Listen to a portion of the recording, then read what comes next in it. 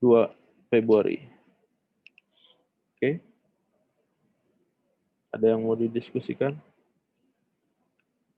Saya harap tidak ada yang nyusul-nyusul ujian. Jadi dirundingkan waktu yang tepatnya gitu. Jadi bisa ngerjain bareng-bareng. Ada yang mau ditanyakan, teman-teman?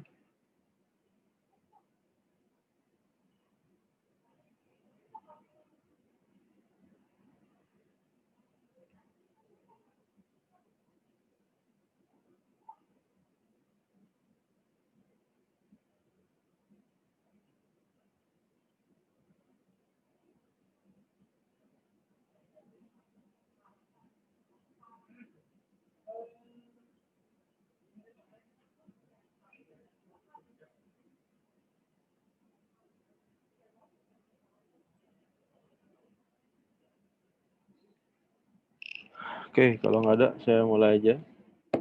Ini pertemuan kita yang ke-14, e-procurement. Definisinya, e-proc, aplikasi perangkat lunak berbasis internet, dirancang khusus untuk memfasilitasi proses perolehan barang ataupun jasa oleh organisasi komersial atau pemerintah. Jadi, yang menggunakan e-procurement ini bukan cuma swasta juga doang ya, tapi government juga, atau bukan cuma government aja, tapi swasta juga. Kalau government tuh ada namanya LKPP, itu buat apa, pengadaan barang dan jasa. Jadi semua pengadaan barang dan jasa dengan nilai nominal tertentu gitu ya harus melalui e-proc itu, melalui LKPP. Nama websitenya LPSE. Jadi tinggal dicari aja LPSE mana, DKI Jakarta gitu, atau LPSE kementerian apa, itu biasanya udah ready dengan nilai-nilai yang tertentu sesuai peraturan perundang-undangan. Tapi kalau di bawah itu ada yang penunjukan langsung, gitu, karena memungkinkan, kan nilainya dalam 1 tahun nggak terlalu besar, misalkan di bawah 50 juta kalau nggak salah, itu bisa langsung. Tapi kalau di atas itu harus dilakukan lelang di LPSE. Oke, kemudian definisi lainnya, jadi proses pengadaan barang dan jasa bisa dari pemerintah atau swasta dilakukan secara elektronik dan berbasis internet atau web, memanfaatkan TIK yang meliputi lelangan umum. Jadi biasanya prosedurnya barang dan jasanya itu diposting di LPSE-nya itu, kemudian nanti vendor-vendornya yang ngelihat dan tertarik melakukan bidding, masukin submit untuk proposalnya. Nanti begitu selesai submit proposal, nanti ada proses verifikasi. Proposal-proposal yang memenuhi syarat akan masuk ke babak selanjutnya. Nanti udah masuk ke babak selanjutnya, akan ada proses renegosiasi gitu ya. Kemudian dia presentasi sesuai nggak barang yang dipresentasikan dengan kebutuhan dari organisasi. Kalau emang cocok semuanya dan harganya pas gitu ya, dilihat track record-nya bagus, maka bukan nggak mungkin nanti akan ada penunjukan. Tujuannya apa? Tujuannya meningkatkan transparansi, dia bisa lebih akuntabilitas, meningkatkan akses ke pasar gitu ya. Kenapa transparansi dan akuntabilitas gitu ya? Karena kita sama-sama tahu deh di swasta ataupun di negeri, di pemerintahan gitu ya, yang namanya departemen procurement itu adalah lahan-lahan basah. Di sana kalau nggak harganya di markup gitu ya, ada tips yang terjadi di sana, ada komisi. Jadi kalau misalkan barangnya diterima, di accept gitu, maka akan ada komisi itu buat yang ngurusin procurement. Dan itu bukan terjadi di 1-2 perusahaan aja, di 1-2 organisasi, tapi hampir semua mengalami hal yang serupa. Tujuannya e-procurement ini adalah meningkatkan transparansi dan akuntabilitas. Kenapa? karena nanti lelangnya diselenggarakan secara online. Jadi begitu dilihat proposal perusahaan kita, misalkan kita masukin proposal di project tersebut, gitu ya, kita bisa lihat nih kompetitor kita masukin juga apa enggak. Kemudian kompetitornya siapa aja, gitu ya. Kemudian track recordnya gimana. Kalau kita tahu kompetitor kita yang masukin, yang submit penawaran, kita bisa tahu kira-kira kapabilitasnya dia berapa besar. Gitu ya. Nanti sampai di akhir juga bicara negosiasi harga juga bisa ketahuan gitu ya, bisa ketahuan dan ini enggak melibatkan orang yang punya proyek atau yang punya orderan jasa. Misalkan saya butuh barang, butuh laptop, terus saya mengajukan untuk pembelian laptop, maka yang mengadakan lelang itu bukan saya, tapi adalah divisi yang lain. Jadi usernya nggak terlibat langsung. User itu ketemu saat vendornya udah accept, gitu ya. Barang udah accept semuanya, udah sign kontrak, gitu, baru ketemu sama usernya. Gitu. Transparansi dan akuntabilitas. Meningkatkan akses ke pasar dan persaingan usaha. Karena dengan diadakan lelang secara online, maka potensi peminat vendor-vendor yang ini kan vendor banyak, orang-orang yang minat untuk melakukan penawaran itu semakin besar ketimbang prosesnya tidak melalui e-procurement gitu ya. Kadang pemenang tender pengadaan barang dan jasa dia lagi gitu ya. Tahun ini dia, tahun besok dia, tahun depannya dia lagi, cuma bedanya barangnya aja. Hari ini dia supply laptop, besok dia supply PC, komputer, besok lagi dia supply gadget gitu, besok lagi dia supply apa gitu. Dan yang menang itu melulu. Dan kalau misalkan kita mengadakan pengadaan barang melalui e-procurement, gitu, maka yang bidding akan banyak. Gitu. Kemudian dari banyak vendor itu, kemungkinan harganya juga akan bersaing. Harganya bersaing, kemudian mereknya juga lebih banyak, lebih variasi, gitu ya. Kemudian kita bisa pilih nih mana yang track record-nya bagus, gitu ya, mana yang track record-nya memuaskan. Misalkan kita dapat vendor ternyata dari kompetitor kita gitu ya, selama ini dia menghasilkan keuntungan lebih buat kompetitor kita sehingga kita ketinggalan gitu ya. Once kita mengadakan tender, ternyata si supplier kompetitor kita ikut apply ke kita gitu ya. Maka kita punya peluang untuk menyamakan kedudukan dengan kompetitor gitu, atau bisa lebih tinggi dibandingkan kompetitor. Karena apa? Karena ada akses pasar dan akses pasar yang luas dan persaingan usahanya lebih sehat. Karena semua vendor bisa melakukan apply gitu, bisa melakukan bidding gitu, sesuai harga yang ditentukan. Kan ada project A pengadaan 10 laptop gitu ya, budgetnya katakanlah 100 juta. Gitu. Maka setiap vendor yang lihat penawaran tersebut di procurement dia langsung bidding gitu ya. Begitu dia bidding, dia lihat, oh ini ada PT A, PT B, PT C, PT D. Gitu. Dan dari dia lihat list vendor-vendor yang memang melakukan bidding, gitu, dia bisa memprediksi nih, oh ini kompetitor gue nih, harganya kira-kira sekian nih, berarti dia bisa perkirakan gitu ya, timbang tendernya itu dilakukan secara offline. Jadi kita nggak tahu nih siapa kompetitornya dan ada deal apa di belakang di belakang proyek tersebut biasanya gitu. Kemudian meningkatkan tingkat efisiensi proses pengadaan pasti ya, dengan digelar secara online pasti lebih efisien, nggak butuh lagi effort yang banyak untuk memberitahukan bahwa ada lelang atau ada proses pengadaan. Kemudian mendukung proses monitoring dan audit. Karena memang prosesnya transparan, akuntabilitas, maka gampang dimonitoring. Dengan mudah diaudit gitu ya, bisa kelihatan gitu ya. Jadi setiap ada perubahan, setiap ada keputusan gitu ya, itu bisa dilakukan secara transparan, otomatis ini akan memudahkan auditor gitu, untuk melakukan pekerjaannya juga. Kemudian memenuhi kebutuhan akses informasi terkini. Jenisnya kalau di pemerintahan tuh biasanya ada dua.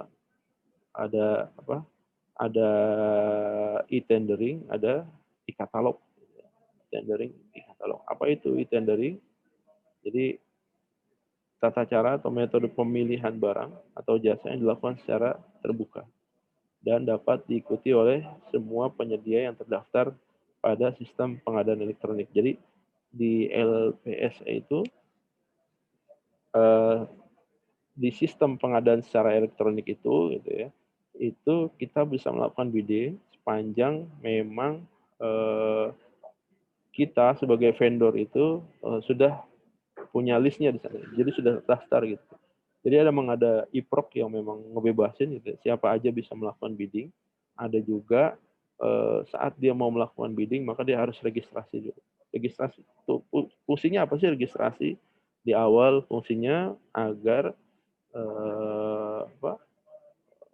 orang yang melakukan penawaran, oleh orang yang submit penawaran itu adalah orang-orang yang memang tepat gitu ya, bukan bukan bukan box penawaran gitu ya, bukan bukan apa? Jadi datanya real gitu ya. Begitu dia bidding gitu, memang perusahaannya real gitu. Tapi kalau misalkan kita buka tanpa ada registrasi, kendalanya adalah begitu begitu kita buka tender bisa jadi banyak yang apply, tapi secara unsur legalnya nggak terpenuhi. Bisa jadi itu misalkan bukan dalam bentuk PT atau CV, orang perorangan. Maka proses registrasi di awal bisa berfungsi sebagai screening. Kemudian ada juga namanya e-katalog atau katalog elektronik. Jadi sistem informasi elektronik yang memuat daftar, jenis, spesifikasi teknis, harga barang tertentu dari penyedia barang dan jasa. Kalau prosesnya lebih dikenal dengan nama e-purchasing. Kalau departemennya namanya purchasing, departemen pembelian. Atau di beberapa tempat ada juga procurement juga. Jadi tata cara pembelian barang dan jasa melalui sistem katalog elektronik. Kenapa harus e-procurement nih? Kalau menurut si senior analis Berdin Group itu, jadi setiap sen dari duit yang dikeluarkan oleh perusahaan itu sangat berarti ya. Jadi 50 cents to 55 cents is spent on indirect goods and services. Jadi setiap sen yang dikeluarin itu bisa mempengaruhi biaya produksi.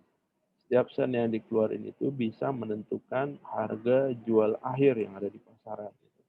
Kalau kita salah melakukan purchasing di awal, maka akan ada potensi harga akhir yang dihasilkan itu lebih mahal ketimbang kompetitor kita. Atau kualitas barang yang dihasilkan itu bisa jadi lebih rendah dibandingkan kompetitor kita gitu. Jadi itu pentingnya ada e-procurement. Contohnya apa nih? Contohnya ini penyanyi pemerintah. Ini dulu dibuat sama Kominfo sebelum ada LPSE. Ini di tahun 2013 ke belakang. Namanya SIP Kominfo, SEPP Kominfo. Spiritnya adalah pengadaan barang secara elektronik, gitu ya, e-procurement. Waktu itu dia buat ini tujuannya adalah bisa digunakan oleh seluruh kementerian dan lembaga di Indonesia. Cuma waktu itu memang undang-undangnya belum firm waktu itu. Undang-undangnya belum firm bahwa proses tendering itu harus melalui e-procurement. Jadi ada banyak pengadaan yang dilakukan oleh pemerintah itu ya prosesnya melalui metode konvensional dan banyak miss di sana. Ada pembengkakan anggaran gitu ya. Ada anggarannya tepat tapi misalkan spek barangnya nggak sesuai gitu ya. Jadi banyak kendala-kendalanya. Nah ini waktu itu dibuat kemudian sudah ada juga LPSE itu, cuma memang undang-undangnya belum mengikat.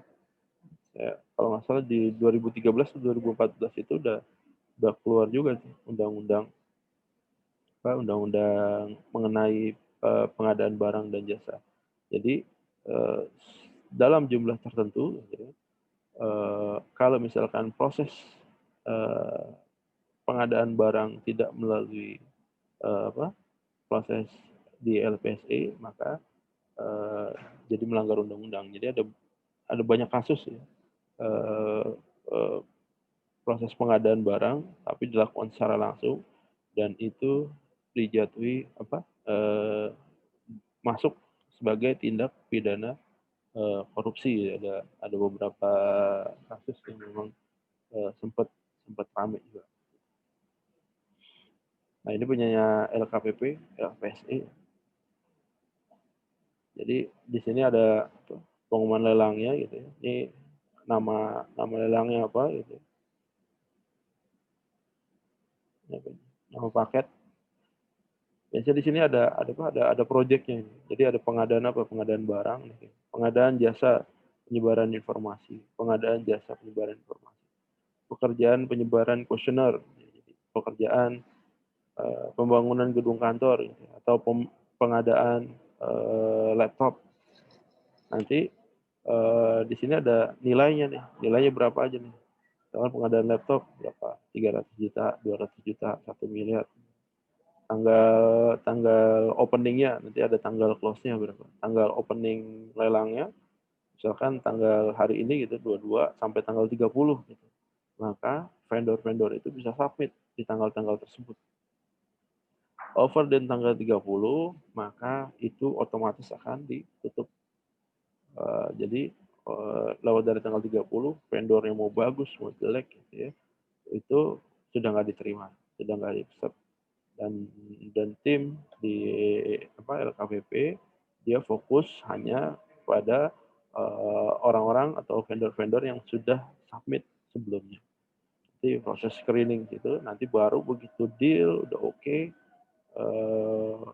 sesuai dengan spek yang dibutuhkan, sesuai dengan requirement yang dibutuhkan oleh si user, baru nanti barang vendornya itu baru ditemuin tuh ke usernya. Nah, dalam proses sebelum penentuan pemenang antara user dengan vendor nggak ketemu, gitu ya. Itu karena untuk mencegah adanya deal-dealan yang ada di belakang meja gitu, atau di bawah meja. Sama ya. Oke, ini yang punya DKI Jakarta. Ya. Anda juga bisa nih kalau misalkan kumpulin berapa orang, 3 orang, 4 orang bikin CV atau bikin PT, tinggal lihat aja nih proyeknya apa aja. Apakah ada proyek pembuatan web, gitu, atau ada proyek-proyek yang lain. Gitu. Anda bisa apply juga. Biasanya nanti ada requirement-nya. Untuk proyek A, requirement apa? Minimal CV, minimal PT, atau bisa perorangan. Gitu. Kemudian harus punya sertifikat apa gitu ya. Nah, itu biasanya ditentuin.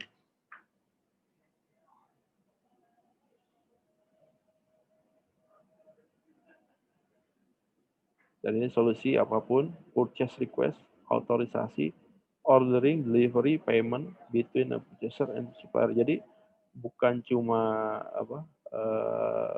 publish tender, pengumuman lelang barang dan jasa aja, tapi bisa sampai pembayaran ya, antara purchaser dan supplier. Jadi bukan cuma digunakan oleh public sector, tapi di private sector juga. Bukan cuma digunakan oleh pemerintahan, tapi di swasta juga. Meskipun di Indonesia lebih banyak digunakan oleh government. Ya. Kenapa government lebih banyak menggunakan? Karena biasanya kalau swasta itu menerapkan e-prok, kalau perusahaannya belum mature amat, ya, dia abai tentang ini. Jadi proses pengadaan barangnya itu juga kuantitinya nggak besar gitu ya, dan nggak apa, nggak nggak tinggi traffic-nya gitu, maka proses procurement itu masih konvensional gitu ya.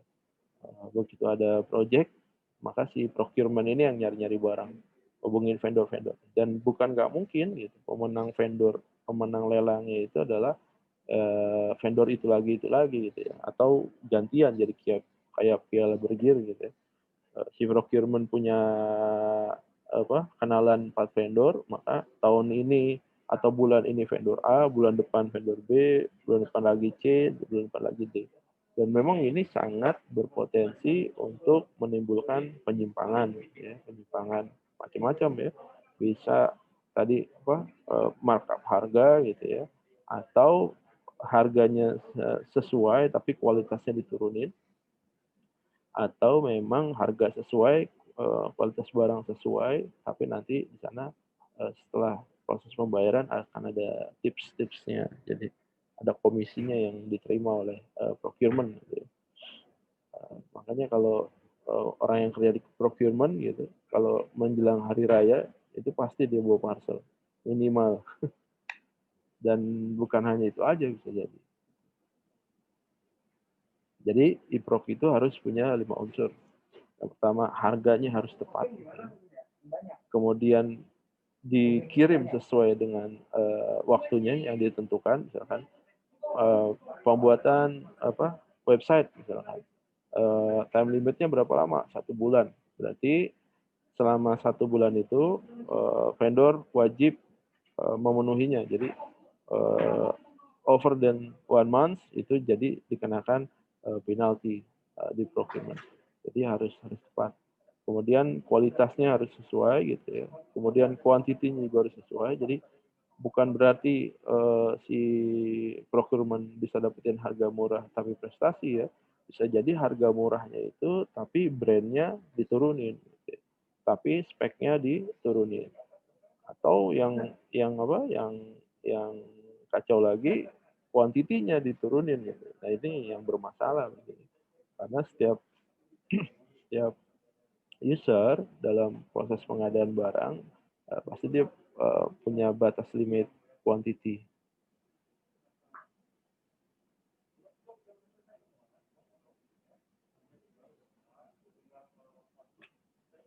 Oke, kemudian dari source yang tepat. Yang terakhir dari source yang tepat, sumber yang tepat ya. Misalkan kita mau mengadakan pengadaan notebook gitu ya, dari mereknya Apple katakanlah, Apple, kita ngambil source-nya itu dari tangan ketiga atau tangan keempat atau tangan keberapa gitu. Pasti itu harganya lebih mahal gitu. Tapi kalau misalkan kita buka ini secara online, maka sumber langsungnya itu bisa memungkinkan dia untuk melakukan apply.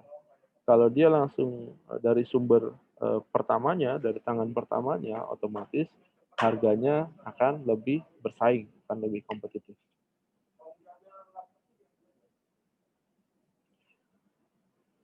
Nah ini proses pengadaan itu procurement yang menggunakan sistem tradisional, gitu ya, tradisional. Jadi banyak prosesnya ya, mulai dari buyer gitu, dia mau pesan barang, dia bikin purchase copy gitu, order PO gitu, kemudian masuk ke ke mana nggak masuk dalam kafe. Kemudian dia masuk ke salesnya PTA misalkan. Dari salesnya itu dimasukin lagi ke di order lagi, di request lagi ke orang gudangnya. Dari orang gudangnya lagi paralel proses ke finance untuk menerbitkan invoice. Begitu invoice-nya jadi dikirim lagi balik ke pembelinya. Nanti pembelinya lihat invoice-nya sesuai, maka dilakukan pembayaran. Begitu pembayaran diterima, baru barangnya dikirim. Nah, proses-proses seperti ini bisa saja menimbulkan permasalahan. Yang pertama, bisa jadi nanti ada kesalahan si buyer dalam menuliskan quantity, misalkan yang dipesan adalah 10.000 gitu ya. Tapi dia salah ngasih nolnya, dilebihin kelebihan nolnya 1 jadi 100.000. Maka kuantitinya akan 10 kali lipat ya. Atau dipesan 10.000, nolnya kurang 1, jadi 1.000. Nah, kuantitinya akan berkurang. Begitu dia masuk ke salesnya, kemudian diproses, begitu terbit invoice-nya, si bayarnya ngecek lagi, oh salah nih ternyata nih, kuantitinya salah, akhirnya dia buat invoice lagi. Nah, keadaan ini yang bolak-balik kesalahan gitu, karena kesalahan penulisan, pengetikan, gitu ya, dan dia nggak teliti, gitu, ini bisa menyebabkan prosesnya akan lebih lama. Proses yang lebih lama ini tentunya akan merugikan bisnis juga gitu ya. Bisnis jadi terhambat. Kalau dia misalkan butuh barang bakunya cepat, ya, misalkan ada produksi mobil itu, dia butuh barang bakunya hari ini dan ada kesalahan seperti itu, bisa jadi dikirimnya besok atau dikirimnya lusa. Kalau dia mundur pengadaan barang bakunya, otomatis proses production-nya juga akan mundur. Kalau proses production-nya mundur, otomatis nanti di sisi penjualannya akan keteteran. Barangnya jadi nggak ready di pasaran. Dia udah jual, dia udah bikin strategi marketing yang baik, gitu ya. Kemudian pembelinya banyak, membludak, tapi barangnya nggak ada. Kemudian si pembelinya harus inden begitu lama, akhirnya cancel. Pembelinya pindah ke brand yang lain. Nah, ini impact-nya sangat besar gitu ya. Proses-proses seperti ini. Dan proses yang melewati banyak meja kayak gini bukan nggak mungkin prosesnya akan lebih lama. Kenapa? Karena setiap meja ini butuh waktu untuk verifikasi. Jadi satu meja ini bisa jadi setengah jam gitu, atau 1 hari. Gitu. Kalau 1 hari gitu, kita ngelewatin 1, 2, 3, 4 meja, maka 4 hari.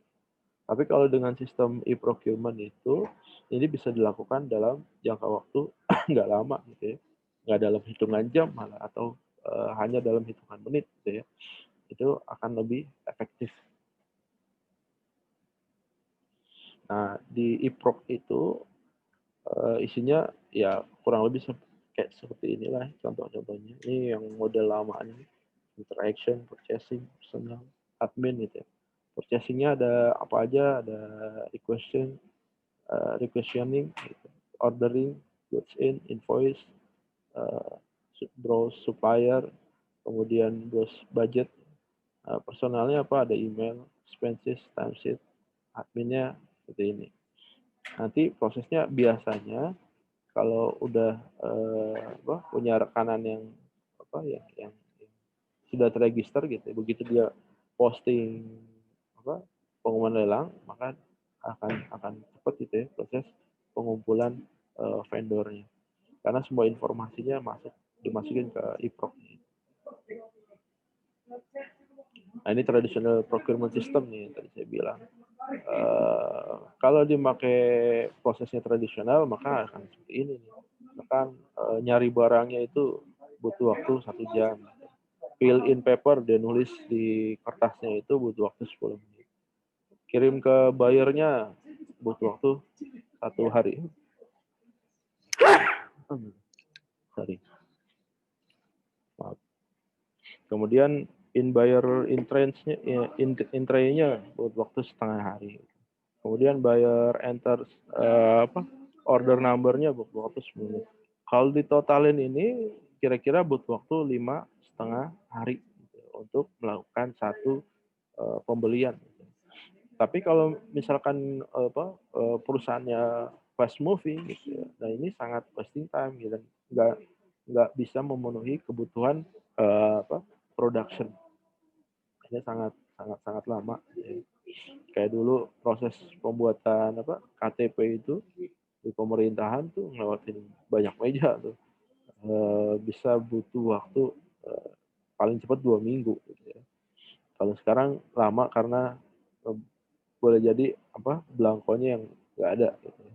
Kalau dulu blankonya ada, tapi prosesnya lama.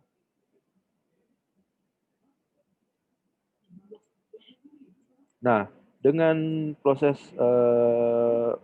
e-procurement, tadinya yang 5,5 hari, cuma butuh 1,5 hari. Jadi nyari barangnya cukup 20 menit, order on webnya cukup 10 menit, delivery from suppliernya cuma butuh 1 hari, generate invoice-nya cuma butuh 10 menit, cek payment-nya itu cuma butuh 10 menit. Jadi totalnya 1,5 hari. Jauh beda ya antara 5,5 hari dan 1,5 hari. Jadi udah beda 4 hari. Kalau efisiensi waktunya bisa dipercepat, maka kebutuhan production-nya juga akan bisa terpenuhi.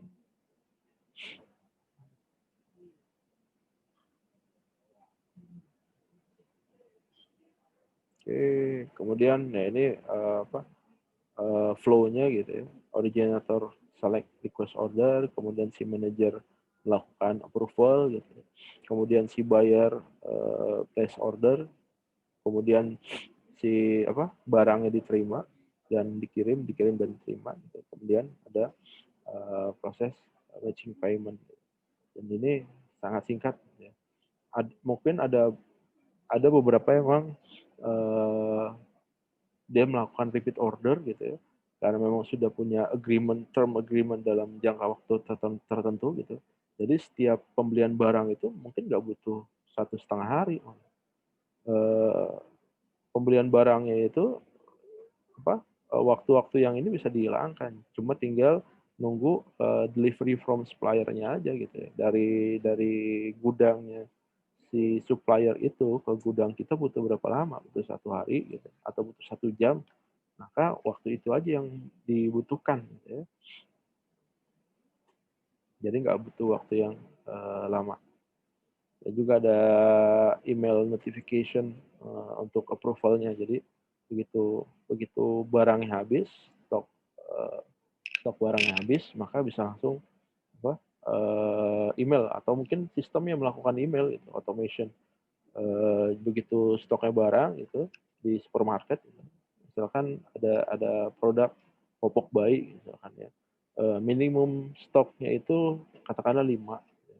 Begitu stoknya tinggal 6, kemudian orang terakhir beli pemberian produk yang popok itu beli 1 bundle, maka stok terakhir 5, maka sistem itu akan otomatis mengenerate purchase kepada vendor, mengirimkan email secara otomatis, menerangkan bahwa butuh supply lagi nih untuk popoknya, kuantitinya berapa gitu ya. Kalau misalkan dia sudah punya agreement gitu dalam jangka waktu tertentu, kan dalam jangka waktu 1 tahun, gitu, dan itu direview misalkan tiap tahunnya untuk agreementnya. Jadi bisa langsung gitu, begitu barang habis di stok, barang habis di stok. Nah ini juga bisa mempermudah perusahaan dalam proses pengadaan barang gitu ya. Jadi dia nggak perlu lagi menyediakan space gudang yang besar. Karena apa? Karena stoknya bisa dikontrol sama dia, bisa diatur sama dia. Oke, ini model alternatif dari sisi buyer-nya gitu. Jadi bisa dari sisi buyer, dari sisi purchaser-nya. Jadi bisa generate email automation. Pakai apa? Pakai cron misalkan. Yang bisa generate. Ada 3-man e-procurement model alternatif gitu ya. Ada one to many gitu. Dari sisi sell side. Kemudian ada many to one. Jadi dari sisi buy side-nya masuk ke dari satu website. Kemudian ada juga many to many. Modelnya mungkin seperti e-commerce nih kalau many to many. Jadi ada pembelinya banyak, penjualnya juga ada banyak gitu ya. Jadi yang masuk ke sana pembeli dan penjualnya banyak. Jadi kita tinggal milih aja nih. Kita sebagai penjual gitu ya, kita mau menawarkan produk ke siapa aja bayarnya. Atau si bayarnya ini juga bisa milih tuh ya, vendornya kita mau jual ke siapa aja gitu. Oke, kemudian ini asesmen procurement modulnya. Yang bisa baca ya, procurement model, kemudian keuntungannya bagi buyer atau disadvantages-nya bagi buyer seperti apa.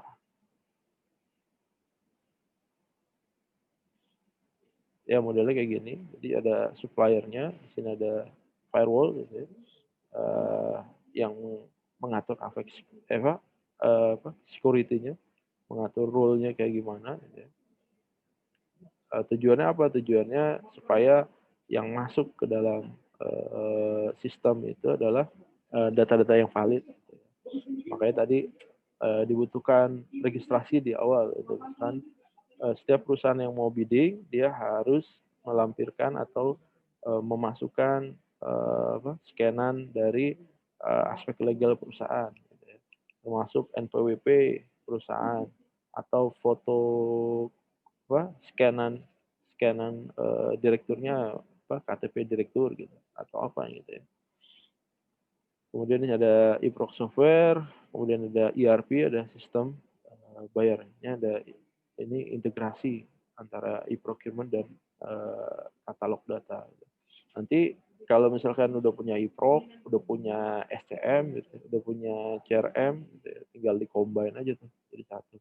Biasanya kalau perusahaan kalau perusahaan yang menggunakan eProc, kemudian SCM, CRM, gitu ya, atau nanti kita bicara BI, dia menggunakan BI juga, gitu ya. Biasanya perusahaan-perusahaan yang memang skalanya besar, bukan skala-skala yang kecil-kecil. Gitu ya.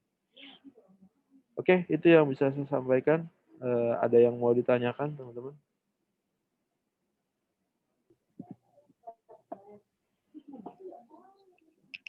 Ada yang mau ditanyakan?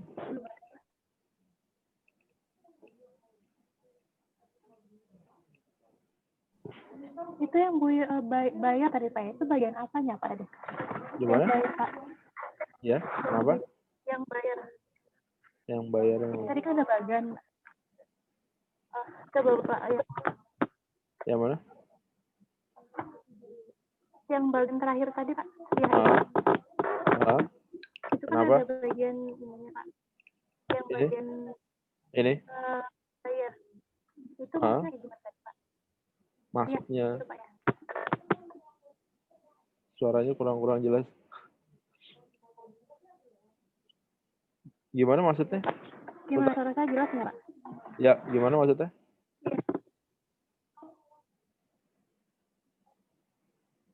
Itu kan ada bagian supplier. Terus ada supplier. Ada bagian Pak. Terus yang kanan itu kan ada bagian bayarnya. Nah, oke, terus? Ya, jadi ini apa? Gambar. Itu gimana sih Pak? Kurang jelas soalnya. Oke, ini gambar integrasi antara eProc system dengan katalog data. Jadi, di sini ada suppliernya, kemudian di sini ada sisi bayarnya. Bayarnya bisa berupa perusahaan atau personal gitu. Suppliernya juga sama gitu. Bisa perusahaan atau personal atau bisa berupa intermediary, jadi penghubung, website penghubung. Jadi semacam broker lah. Kalau intermediary itu. Kemudian di sini ada katalog suppliernya seperti apa gitu ya. Nanti si suppliernya ini gitu ya, dia memasukkan data-data penjualannya dia, barang-barang yang dia punya gitu ya. Jadi suppliernya ada banyak nih, bisa jadi nggak cuma satu gitu ya. Masuk ke eProc procurement software gitu. Nanti dari e-procurement software ini dia kan mengumpulkan data-data barang dari supplier gitu. Nanti dimasukkan ke dalam data list atau di dalam katalog barangnya itu. Nanti dari si bayarnya itu di sini ada ERP system gitu ya. Enterprise Resource System. Nanti si bayarnya ini bisa milih dari katalognya ini nih, kira-kira barang apa yang dia butuhkan sesuai dengan kebutuhan dia. Gitu. Kayak model macam seperti ini ya, apa e-commerce jadi modelnya. Gitu. Ya, Pak. Paham. Oke, ada lagi yang mau ditanyakan teman-teman?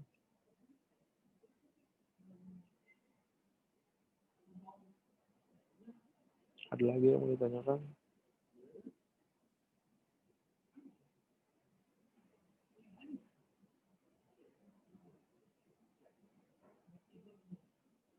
Nggak ada? Oke, kalau nggak ada, jangan lupa saya ingetin lagi.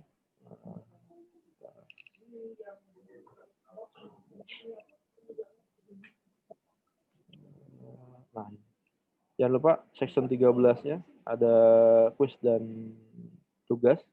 Ini deadline-nya tanggal 2 gitu ya. Section 13. Di sini juga materinya, videonya Anda wajib dengarkan. Nanti di pertengahan ada pertanyaan dan Anda cukup melakukan komen untuk absensi. Kemudian nanti yang minggu ini nih, pertemuan kita hari ini, section 14, ada tugas dan quiznya juga. Cuma kalau yang ini deadline-nya cuma 1 minggu. Kalau ini lebih lama. Saya mundurin sampai tanggal 2 Februari. Gitu. Ujiannya kita tanggal, uasnya tanggal 12 Februari. Jamnya kalau memang teman-teman nggak ada request jam lain gitu ya, maka jamnya seperti jam kuliah, jam 3 sore sampai jam 4. Soalnya pilihan ganda plus esai. Esainya buat penambahan nilai, mainnya pilihan ganda. Oke, kalau nggak ada yang mau ditanyakan lagi, saya rasa cukup. Terima kasih atas perhatiannya. Selamat sore. Assalamualaikum warahmatullahi wabarakatuh. Waalaikumsalam warahmatullahi Waalaikumsalam warahmatullahi wabarakatuh. wabarakatuh. Ya.